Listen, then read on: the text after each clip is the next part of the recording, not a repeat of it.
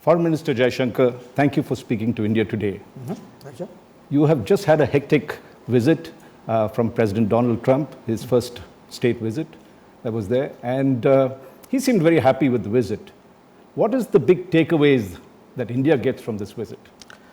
Well, you know, this is the 7th visit by an American president. It's the first time that you've had a visit only to India, which I think says something. It comes in his first term. The fact that he's taken time off as the political calendar unfolds shows you that importance which we both give to the relationship. Right.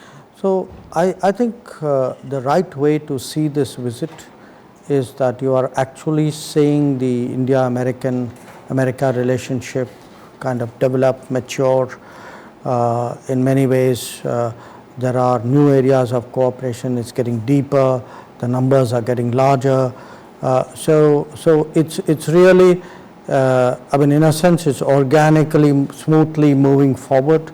But there are many more dimensions, much closer cooperation. And you can see that today. You can see that in the politics of the relationship, in the strategic convergence, in the quality of the defense relationship. There were some agreements which preceded the visit.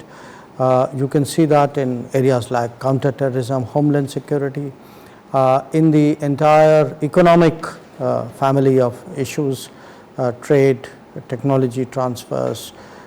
You can see that in an energy relationship which was not there. I mean, for many years nuclear was the focus with the US, but today we are importing substantial amounts of oil and gas from the United States. We could be importing even coal at some foreseeable future. And you can see that in the people to people. I mean, one of the unique characteristics of this relationship today is what a strong P2P component it has. And again, you know, that is on the Indian side, people have had concerns about visas and right. Was that question addressed the H-1B visa? No, but hold on. let me finish there. So right. I think it was, to my mind, appropriate that this visit began with a P2P. And it began with the most impressive P2P in the Motera Stadium in Ahmedabad. Okay. Because that really demonstrated today the fact that there is so much goodwill and support, popular support for this relationship. I mean, of course, a lot of the other issues that are on your mind are there. I see that. Well, let's start with those issues, particularly on the trade, given that President Trump has paid great emphasis on trade itself and has had concerns with India's balance of trade, saying that we have high tariffs. We were supposed to at least get a mini deal on this trip as part of the entire, maybe the centerpiece of it. Why didn't that mini deal work out? And what is this big deal that is being talked about? Well, I think we had negotiations between our trade ministers. Most of those related to market access issues, some to tariff issues, and what they were trying to do was to put together a fair package. Now, in between, there was some sort of, I would say, people were of double mind. You know, do we do a mini deal or do we do a bigger deal? Do we do both? Do we only do one? I mean, I think these were issues. So finally, where it got settled yesterday evening was that we would do a deal. In fact, I'll read out to you the particular formulation, which is that they agreed to promptly conclude the ongoing negotiations, which they hope that can become the phase 1 of a comprehensive bilateral trade agreement. So I think the idea is, look, you take the immediate issues. If you can resolve that, that kind of gives you it sort of clears up some of the pending issues, gives you the foundation really to go ahead. So what you're saying, Foreign Minister, is that we are going to get a phase 1 deal pretty quickly. Could be weeks. Yes. Yes. And that would cover all the contentious issues that were there. We wanted a restoration of GSP, the generalized system of preferences that gave 3,000 goods duty free. you know by now, a deal's a deal only when there's a deal. Forecasting a deal is never a good idea. But what I can say is that I know people have worked very hard in trying to put a package together, which is a fair package, which would then allow a lot of issues which have till now largely dominated the debate, to settle those, so that we can actually now look at the bigger issues. And when we look at the bigger issues that we have, there is talk of a free trade agreement with the US. I mean, this has been there for a while. When we say big deal, does that mean it, or is that some other kind of preferential arrangement that is being worked out when you say a big deal? Look, you heard President Trump say that at Ahmedabad. Right. I think he said that at the press conference as well. You heard our Prime Minister also speak about a larger agreement. You'll have to be a little patient because I think people have to discuss whatever the contours of that are. But the key issue is really that, I'm now giving you an Indian perspective. Look, we have 5 major trade partners, big ones. Big ones means trade partners who are more than $100 billion in trade, which are the US, China, ASEAN, EU, and the Gulf, not necessarily in that order. Japan is substantial, but it's not of that size. Now, we have to see if we are to grow our economic engagements, increase our exports, which of these are the most complementary? Where is there room for growth in our export basket? Where is it that there is less clash of interests, if you would? And clearly the US is a developed economy. It's been doing very well.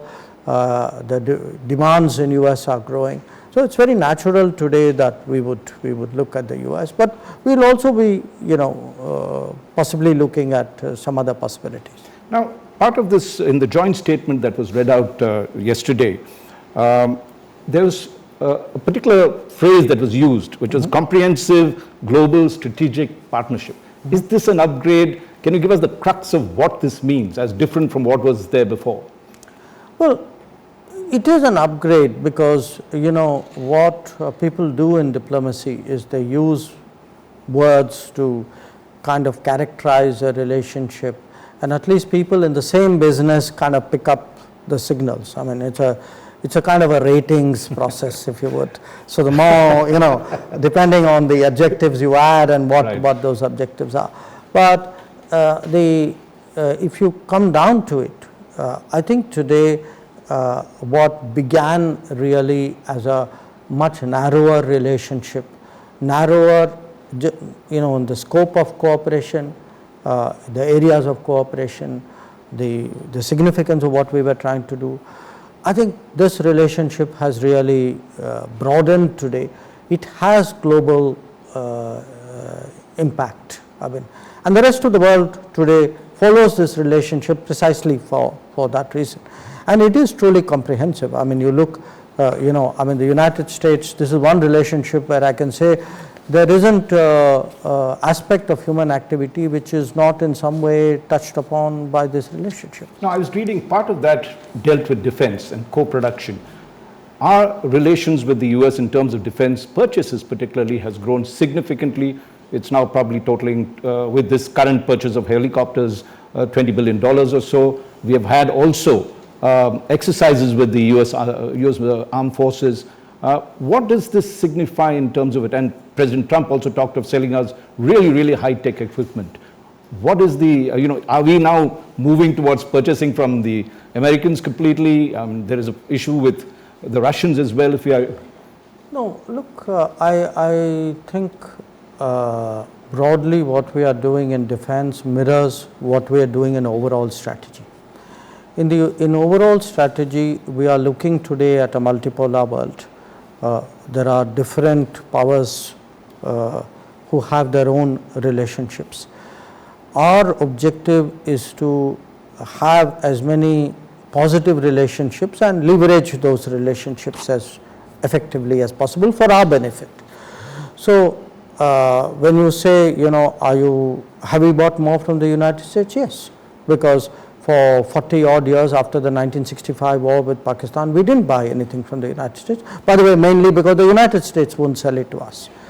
Now, since then, for more than a decade now, the equipment supplies relationship from the United States is an option. So typically in many areas, our military sort of looks at multiple sourcing. Sometimes they tender it out, sometimes one particular sort of option is obviously more, fits the bill very neatly. It depends, on the situation. There are different sort of models here. But the fact that we have bought some particular platforms from the US obviously has gone down well here. But it's also a fact that we've been buying things from other suppliers as well, and to my mind that is the way it should be, because it is in India's interest to have those multiple relationships, and certainly with the close partners that would be in defense as well.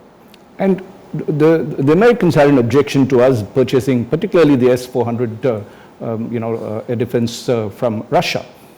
Now, has that issue been sorted out? Because they said, look, interoperability and other issues would come up, and they actually wanted to impose what they call the CATSA sanctions on us. Look, has that been sorted out? I know that there is a press narrative here.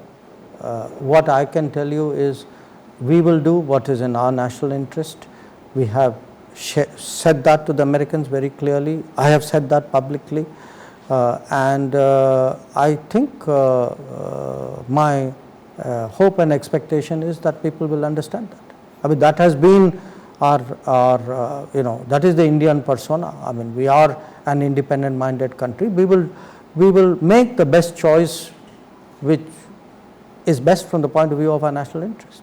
And did it come up in the talks this time? Did the Americans bring it up? Not this time. Okay. And we were supposed to also sign the final foundational agreement, as it's called, on the, I think it was on maps and cartography, BECA as the terminology is used. Is that, when you did the 2+2, is that on the anvil as quickly as? I think there are discussions on that. I don't think, it is not my impression that this is close to conclusion. There's a reference in the joint statement to that. Okay. And then the other part of the joint statement was a reiteration of the Indo-Pacific engagement that we have with the US. How significant is that? Is it still, again, terminology? Is this Indo-Pacific arrangement in some senses seen as a counterbalancing to China? Where does this stand? No, look, Indo-Pacific is a reality. Indo-Pacific is a naval reality, Indo-Pacific is a political reality, Indo-Pacific is a trade reality, it's an economic reality. Why is it a reality? It is a reality today. What does Indo-Pacific mean? It means that you cannot deal with Indian Ocean and Pacific Ocean as two separate arenas and silo them. The whole idea of Indo-Pacific is to get people to recognize and plan and act on the basis that it is today much more seamless. And now again, I am giving you the Indian perspective on it. Look, we started Look East. Then we added connectivity and security and a stronger sense of purpose, and it became Act East. But the fact is today, our interests, our key trading partners include China, Japan, Korea, Australia, all of whom are in a sense, well, not Australia, but the rest are beyond the Indian Ocean. So it is not that India's interests, either economic interests or strategic interests, is limited to the Indian Ocean. It is not that Indian footprint is limited to that. I mean, we operate beyond. We operate politically, we operate, as I said, economically, and we operate strategically. So it's not that we have invented Indo-Pacific as some kind of, as I said, some kind of prediction or some kind of future prospect. It exists. Indo-Pacific is the way we all operate. I think, and I would not, we don't think it's a prerogative of one country. I mean, what we are saying is, look, it's there, we have our approach, you are welcome to have yours. The ASEAN has its, the Americans have theirs, the Japanese have theirs. So we would we want really open debate and open approach to it. Now, recently we've upgraded what we call the Quad initiative that's there, which is Australia, USA and Japan along with India. Isn't that some sort of a signal again that this grouping is coming together? Because at one time we believed it only should be at a much lower level, but now it's come up to your level. What's the sense of bringing that around into it? It's first of all, it's a diplomatic mechanism. Okay. This is not to again contain or act as a countervailing force to China. If you and I meet, why should some third party wonder why you and I are meeting? I might actually like you. I might have a common purpose with you. So, I certainly think that all of us in this world should be secure enough and confident enough not to feel that because somebody else is meeting, you have a problem. I don't feel it when other people meet. So what's after all, many of my neighbors meet. So should I say every time my neighbors meet that I have a problem with your meeting because you might be targeting me? I don't think so. I think it's our prerogative to meet anybody we like. I think how international relations function today is by working on our convergences. We do have convergences with these countries, which is why we meet. And by the way, do understand, we also meet as RIC, and it's a much older meeting. That is Russia, India and China. Russia, India, China. We meet as BRICS. Right. So, if we can meet as... You meet as a CEO as well, I would gather. Absolutely. So, I think, the people need to be objective about this. Okay.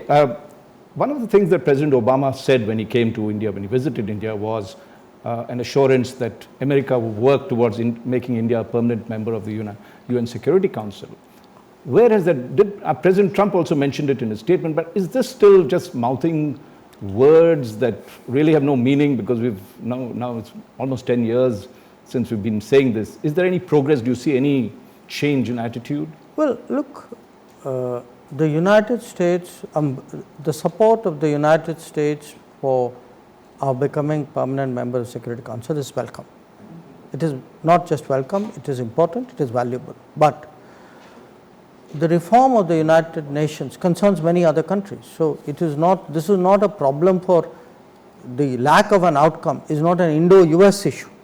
It is an issue of the United Nations.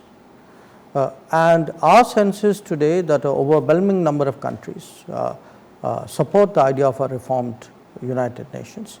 I think the fact that today we are still looking at a kind of a 1945 design of a particular organization. 1945 was 75 years ago. Okay.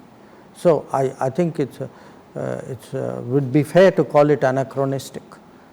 So much has changed in the world in the last 75 years. You had even G7, today in a sense replaced by G20, which shows that the world has changed. So, if everywhere else the world has changed and people support it, why should you hold back in one particular arena unless somebody has a vested interest in doing so? We think today that the world is ready for a reformed UN. We believe the vast number of countries support it. We would like to see text-based negotiations on this, and we would urge all the other countries, especially those who have a prominent role in the UN, to support that. Now, coming to what we had earlier just referred to was the concern in the US in terms of its migration policy, and particularly impacting our H-1B visas and our H-4 visas. Was that something that we got a assurance from President Trump that in terms of looking at Indians, we would not be impacted by whatever policy he has? No, look, I don't think it works quite the way you put it. I would put it this way, and that's how it happened. Look, India is today itself a source of innovation and a very important source of talent. Okay. There is a high degree of trust between India and the United States because we are democratic societies. So, we are democratic societies, we understand and respect market rules, market economic rules. So, there is a direct connect between talent and innovation. The flow of talent is not just an Indian preference. We believe it is an American interest, and I think most Americans recognize that. So the issue today is that how do you, if the United States wants to remain as the leader of innovation and technology in the world, then it makes sense for the United States to remain open to the flow of talent.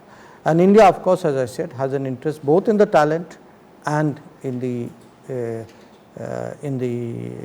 innovation. And talent in this particular case, though it's not the only case, the talent is significantly H-1B category of visas. So do we support and make a case for H-1B visas and smoother, more liberal H-1B visas? Of course we do, and we did on this occasion. Are we attempting to, would we like to convince others that, look, that is critical to your remaining a technology leader? Of course that is our endeavor, that's our natural endeavor. Okay, coming to energy, which you mentioned earlier, the US imposed sanctions on Iran and then told us to taper off our purchases from there. Venezuela was the other place that they said that. We are now importing oil from the US, and apart from that, various other energy deals.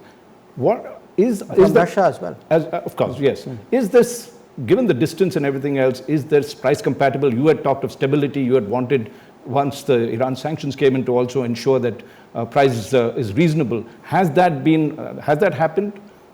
Well, I am not. I mean, to be very honest, I don't know the details of our energy trade. That is something which people more directly dealing with it would know. But my understanding is that today the sourcing from the United States or Russia is competitive. Otherwise, we wouldn't be sourcing it. And you see it as also a growing sort of partnership with the US on this? Is it some sense of de-risking our supplies, say, from the Gulf and other countries, and that's why we are? Well, look, as a common sense proposition, no country on any matter would like to be excessively dependent on one source or one geography, or in that sense, the more you have, the more you hedge, the safer off you are. And contracts with suppliers like the US and Russia, I think give you many more options. Well, coming to a more general foreign policy question, we have seen the world order give way to what one would describe as a new global disorder, if that's the way you'd like to put it. There's a receding globalism, a new nationalism and insularism, and the weakening of international institutions. How do you pursue India's interest in this era of tectonic shifts? I think by being confident, by not being risk averse, by being nimble.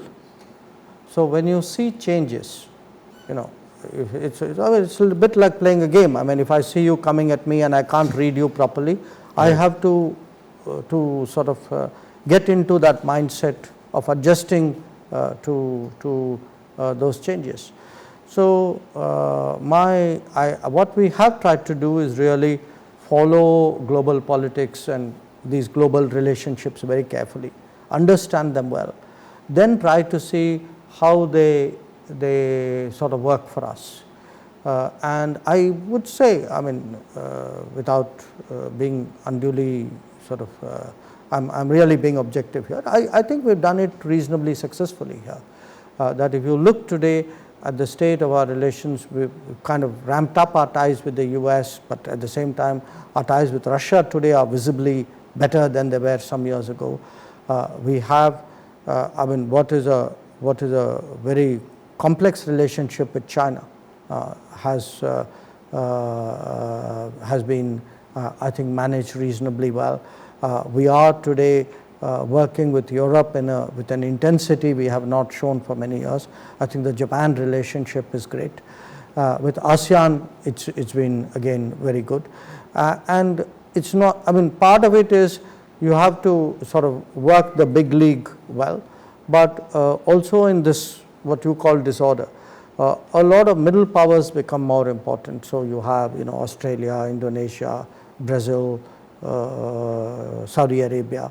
I think our relations with all of them. I mean, if you look actually at the G20 countries, you will actually see in the last few years particularly, there's been a very concentrated bilateral focus on those G19 relationships. So it's not only the top 4 or 5. And we have at the same time expanded our footprint. If you see Africa, for example, you have 18 new embassies there. We've had more of our leaders go to Africa in the last 5 years than probably in the entire time before that. We have, if you look at our development assistance programs, they range from CARICOM to Pacific Islands to Mongolia. The footprint is bigger, the levels of energy are more, the commitment is more, the engagements are more substantive.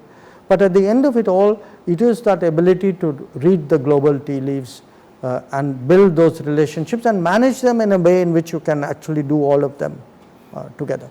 And when you talk of the global tea leaves, and if you've read them, what are the big challenges of 2020 and beyond, if you had to look at it, that India faces?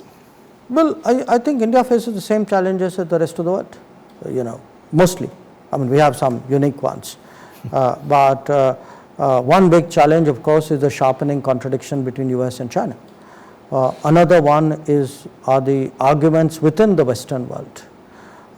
Then there is shall I say, a repositioning of America, because America has had a footprint throughout the world, in places like Afghanistan or the Middle East, or maybe even East Asia, it means something.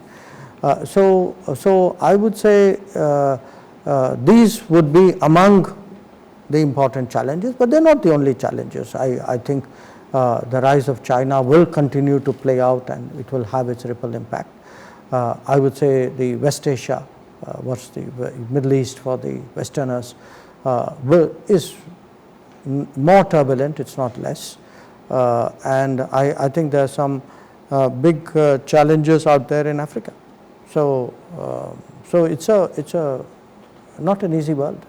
What is the difference Prime Minister Modi has brought to foreign policy? What are the shifts that he has brought in? Is there a Modi doctrine, if you can call it that way? Well, look, there's a very discernible shift. Everybody knows it. You may like it, you may not like it, but it cannot be anybody's case that he's not made an enormous difference in our profile. Okay, I think he's brought sort of a more modernistic thinking into foreign policy, much greater willingness really to engage multiple players, a very strong commitment to advance our national interests, but at the same time a very genuine sort of feeling for the world. So when people often speak about nationalism, India is not, in many countries, a nationalist leader is one who wants to do less with the world, not more with the world. You look at our sort of last few years, the track record. The record has been, in fact, a much greater willingness. We are today first responders in humanitarian and disaster response situations. We have led important initiatives like the International Solar Alliance, or now the Disaster Resilient Coalition. We have also our development assistance programs have gone up very much. You see, whether it's the Africa Summit or the Pacific Island, these have become much more serious exercises, much more diligent follow-up. There's a sort of a rigor with which they are pursued. So I think people recognize that, and on top of that, there's also a much stronger projection of the persona of India on the international stage. Today when people think of India, there is some, it could be the International Day of Yoga, or it could be Brand India, as you would call it. I think Brand India is much bigger, much stronger than it was before. If you come, you talked of the dogmas of Delhi. Have you been able to break through? And you said that was, in some sense, a prison in terms of our thinking. Have you been, let's put it this way, come out of jail of that? No, I'm not the guy who's in jail. I was talking to people who I think are sometimes in that jail. But look, I think it's work in progress. If you've had many years of, a certain belief or a certain approach, it doesn't change that rapidly. But a lot of it, you see, again, it depends partly on the demographics, partly on where you are talking. I found, for example, audiences in Mumbai would be very different from Delhi. But when you said dogmas, what did you mean? There was a stuck thinking? No, yes, I think a lot of it was, don't do that, a lot of it was we haven't done it, why are we doing this, this is different. See, it was almost like if it's different, don't do it. So, don't take this risk, don't divert from that formulation. So it's a sort of okay, let's deal with one of the dogmas, and that is with respect to our relations with Pakistan. What is the big difference, paradigm shift been there in the way we have dealt with Pakistan, this regime, the Modi regime? Well, look, I think the agenda, there's been a difference in the agenda. There's been a difference in the approach, and there's been much greater clarity in that regard. At the end of the day, what does it come down to? It comes down to, look, a neighbor is a neighbor, we all know that, why it's important. These are the obvious things in the relationship. But finally, what it comes down to is the issue of terrorism, cross-border terrorism, and whether in some way our approach ends up normalizing it or contributes to normalizing it or prevents or doesn't sharpen global awareness about it. What we have to do is to make sure that the world must not accept the use of cross-border terrorism as a diplomatic tool under any circumstances. Which means I must keep the spotlight on that. I must make it very clear, look, this is simply not on. And even the issue is not, do you talk to them, do you not talk to them? The issue is, what do you talk to them about, and what should be the behavioral pattern as you talk? So if you overlook, if we, the victims, go soft on somebody perpetrating terrorism against us, how do you expect the rest of the world to, will they stand up for you more than you are standing up for yourself? So it's not that complicated. What did the strikes in Balakot and Uri change in some senses? What was the paradigm? Was there a paradigm shift in the way we dealt? What did it give us? No, look, I think you know the answer. I think the answer is that people should realize that this is a government with a very strong determination to protect national interest, and that it would not be willing to be it will be tested at the cost of the people who will test it. And the description of people now call it cold peace with Pakistan. Is there any what can we do to sort of or they do to bring it back on the table in terms of a dialogue? See, I don't think any sensible person would say we should not have a dialogue. Not India, Pakistan, any two neighbors should have dialogue. But I ask you the reverse question. Which other two neighbors practice, where does a neighbor practice cross-border terrorism against another neighbor? Because the moment you get away from that question and you pose all these other questions, you are now ducking that debate. So keep the focus on that. Yesterday at the press conference, President Trump talked about the fact that if India wanted and Pakistan wanted, he was willing to mediate. Is there a role for the US in this? I think we made our position very clear that this is a bilateral matter, and we are completely confident of dealing with it bilaterally. Okay. You've also, the abrogation of Article 370. How has that played out internationally? How have you been dealing with this with the various meetings that you've been holding in Europe. There's been concern in the US as well about it. What is the general sense you get about Article 370, the abrogation of it? Look, I think if you explain to them what's happened in non-dogma terms, then they do understand that there were multiple issues out here, and there were issues of development, there were issues of socio-economic rights and laws, there were issues of separatism, there were issues of terrorism, and they all kind of interconnected in different ways.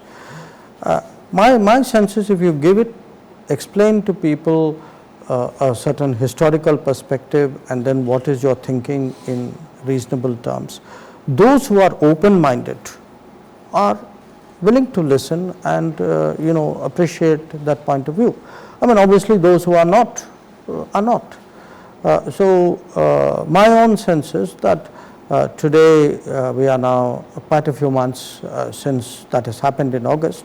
There is a larger understanding, especially among governments, because look, governments are more serious about this exercise. I mean, I'm not disrespecting the media, but the governments are less polemical, they are less ideological, so they don't take angular views where facts are adjusted to support a particular sort of hypothesis. So I think most governments have today sort of acknowledged or at least sort of heard us out and sort of in a sense got a good grasp of what our thinking is. Now, we've also had a number of ambassadors go to Jammu and Kashmir.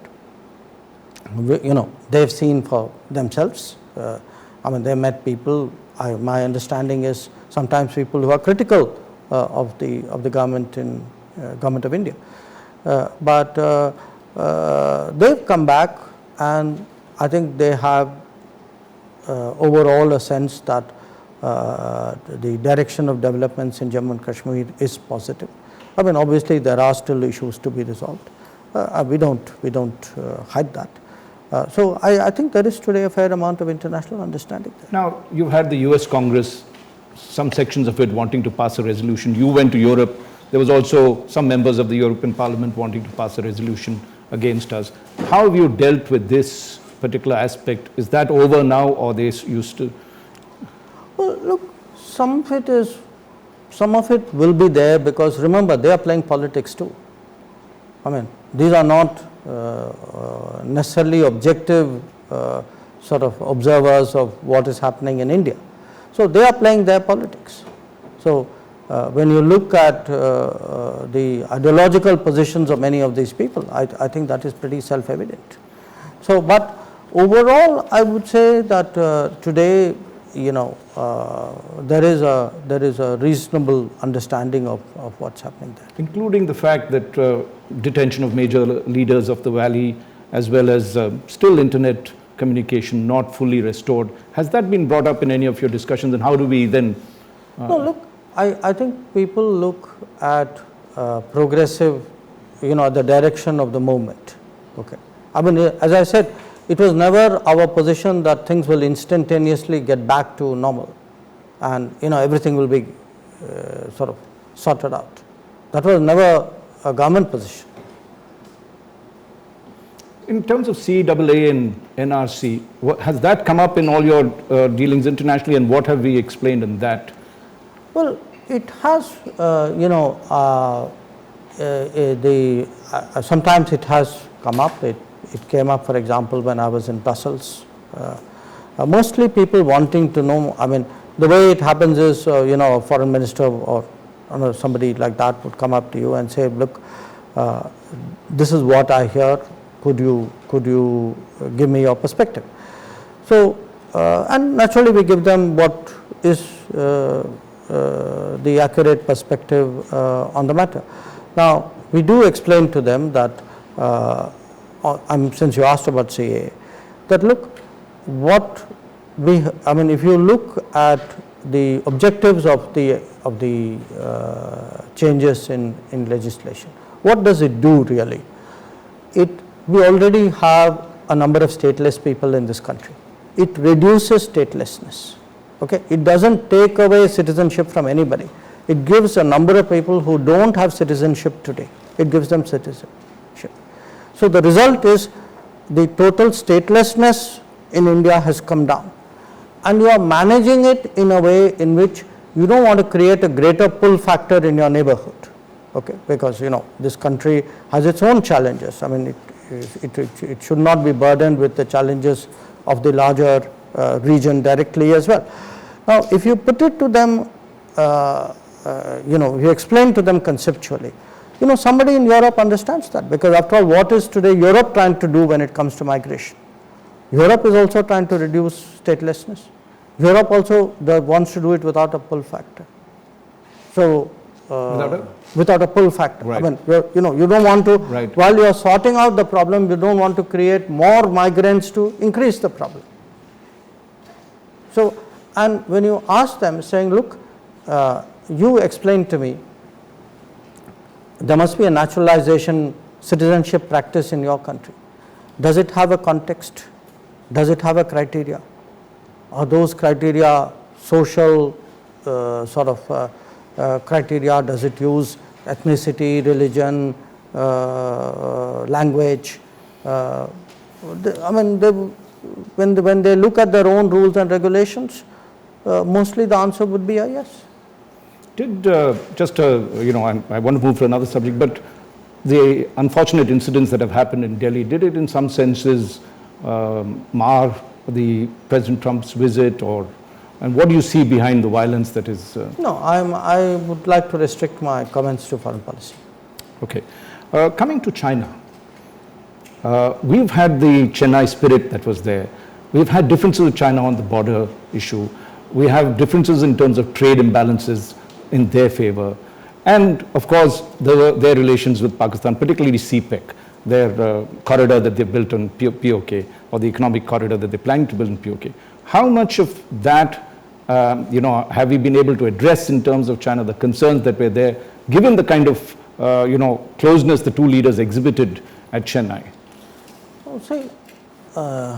I would make two separate points, and it's important to understand both of them, because one, that we have an extraordinarily complex relationship with China, because if you look, as you yourself said, there's the boundary question, there are security issues, there's their relationship with Pakistan, there are trade concerns. Now, these are not going to, each one is a complex issue in itself and put together, and it has taken multiple governments over many years to grapple with these issues, and as China has risen, these issues have not got smaller, because China's capability has grown, its ambitions has grown, its influence has grown. So, first of all, let's recognize that these are not issues which are going to be amenable to easy and ready solutions. If there were, previous governments and previous diplomats would have solved it. The second issue which you have to look at is, recognizing these are complex issues, do you then deal more with China or less with China? At a higher level with China or at a lower level with China? Deal more intensively and more open-mindedly with China or not? So, I would put it to you, precisely because the issues are so serious and so complex, it's important to have a very high level communication. And so, in 2017, this suggestion came from us, saying that, look, you are a rising power, we are a rising power, we will, our relationship with the rest of the world is going to be different, our relationship with each other will be different. So, if we don't sort of communicate in a very honest manner with each other, it's not good for either of us. And I think they recognize that point, and which is why you have these summit meetings. And to my mind, the summit meetings are quite helpful, because if leaders, quite apart from the content of the summit, the fact that the leaders talk with each other so with a degree of candor and directness, I think it sends a good message down the system. Now, finally, on Think West, that is the thing that we've done, apart from acting east, now we're thinking west. How much of that has changed, given the fact that Saudi Arabia, UAE and others, what has been that arrangement that we've done that is now transforming in some senses relationships with them? Well, when you asked what are the changes, what change has Prime Minister Modi brought to foreign policy, I think this is a very appropriate example, because here is a region very close to us. We do a lot of trade with this region. But till a few years ago, we looked at it largely in terms of diaspora, and we looked at it largely in terms of oil. Right. Okay, and some trade. I mean, you had key countries here where there's been no strategic engagement for many, many years. Now, the paradox is these countries were actually following the changes in India, and they were very keen to engage. But they were not part of our strategic calculus in that clear sense. Today they are. So today you've had UAE as even the chief guest of the Republic Day. So I think today that's a paradigm shift, you're saying. Yes, UAE, Saudi Arabia, number of countries. Coming to even Israel. Yeah. Coming to Afghanistan, we're likely to see a deal happen between the US and the Taliban for a new government. How much of this impacts us? What are our concerns of the kind of deal that could be arranged? And did we discuss this with President Trump in his year? Yes, there was a discussion on Afghanistan. There have been other discussions as well. I've had discussions with Secretary Pompeo, with Secretary Esper. I met Ambassador Khalilzad, briefed me when I was in Munich last week. So we do track what is in Afghanistan. Our NSAs also talk to each other. And we have legitimate interests in Afghanistan. We have a strong civilizational connect, people-to-people connect with Afghanistan. I mean, it's one of those societies you really feel proud going there as an Indian, because people acknowledge over many years that we've done an enormous amount of good in that country. And I think we were sure that they would take some of our interests into account. No, it's a look again. The way you approach it, it is as though others are working for you. Right. At the end of the day, if you have interest, you should move to secure them. I mean, right. Obviously, I will try and influence everybody to get outcomes, but finally, at the end of the day, it should be my endeavor in my foreign policy, using my instruments and my capability to secure my outcomes. President Trump had hinted at us putting boots on the ground for security in Afghanistan. We are not considering any of those alternatives on that front. Okay, and finally on the economic front, has the the slowdown that we faced in our economy in some senses impacted our diplomatic heft? Because, we were seen as one of the fastest growing economies, the size of our market was there. Does this in any way impact your ability to? No, look, again, as in the other issues you raised, Kashmir, 370, Jammu and Kashmir, CAA. I think the overall message that we are conveying abroad is this is a government today which is deeply committed to deep reforms, deep social reforms, economic reforms, political reforms, security reforms. The mindset is not that we've come to power and we inherited problems and then let's kind of somehow get through it and leave this for people to carry on as a burden. I think there is a very active intention of sorting out problems, including legacy problems. And some of these issues which you mentioned, I mean, the citizenship issue or the CAA I'm talking about, and GST, or GST, or even 370. These are not new issues. Yeah. I mean, they've been going on for many years. Well, this government didn't kick the can down. The whole idea is, I think serious people understand what that means. Okay? So, why am I saying it? Because serious people also look at what's happening in the economy in a similar way. So, my sense is people do understand the challenges that we are addressing, including issues like NPS. They do understand that there is a big change, there is a systemic cleanup which is going on.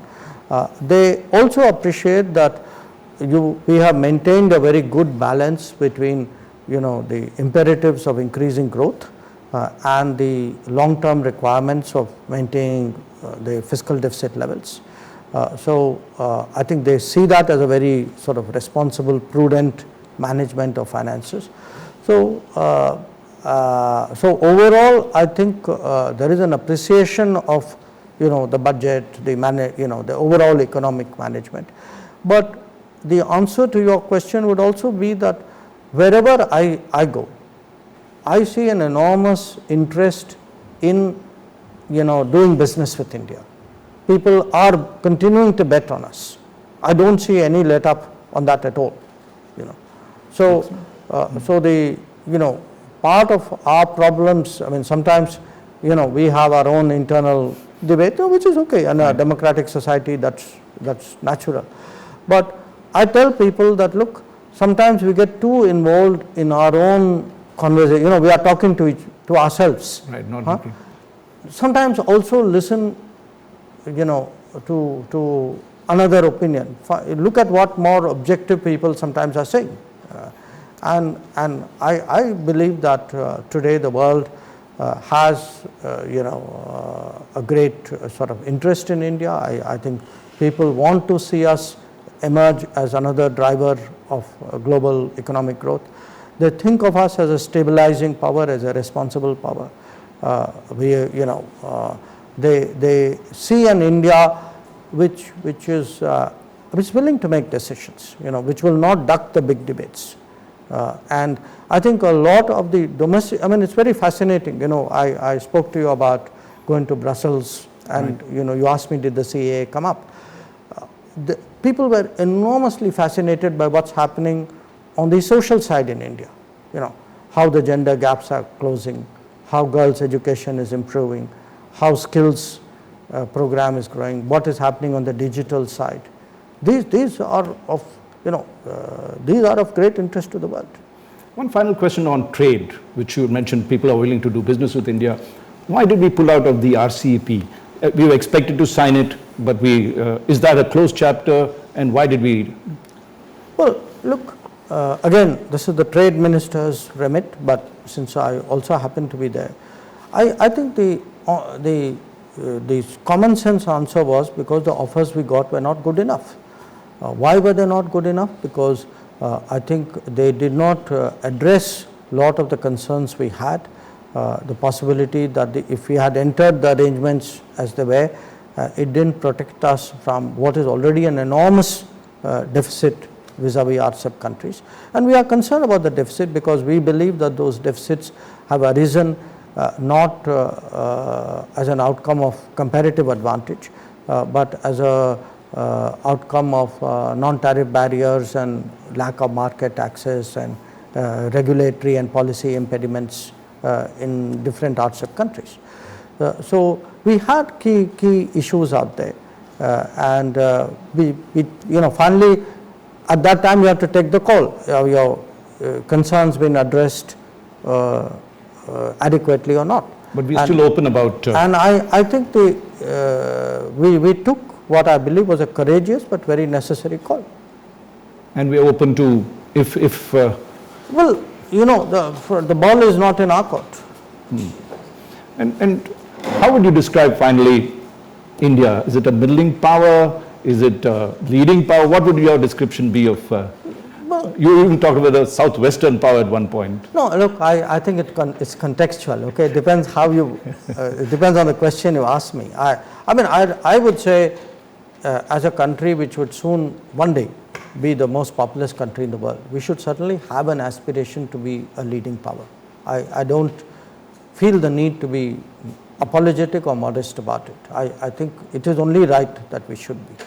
But you don't get there because you want to be or you aspire to be. You have to get there by hard work, by doing your diplomacy right, by strategizing, and that in a sense is what we are trying to do. Why I said at that time Southwestern was, people often say, because they equate Western and democracy, which by the way I think is a fundamentally flawed definition of democracy. I think today much of democracy exists outside the Western world. But I wanted to remind people that look, we are also a post-colonial society. We have struggled for our freedom with a lot of other countries of Asia, Africa, Latin America. There is a moral factor, I believe, strongly in international relations. And I think that's a constituency which has great respect, affection for us. For me, you know, today I do more than, I do almost 500 and something, 530, 540 projects outside India. A large part of them in these countries. And the reason we do it is to send the message that look, you know, we are, you know, there is a fraternity of countries who have, you know, who have been in a sense victims of the age of imperialism. And today we are finding our rightful place, but it will take us some time. And you, a personal question, what is the difference you feel of being foreign minister, you are foreign secretary, what's the big difference between the two? Oh, that would take an interview all by itself. But foreign secretary, foreign minister, thank you so much for this. Thank you.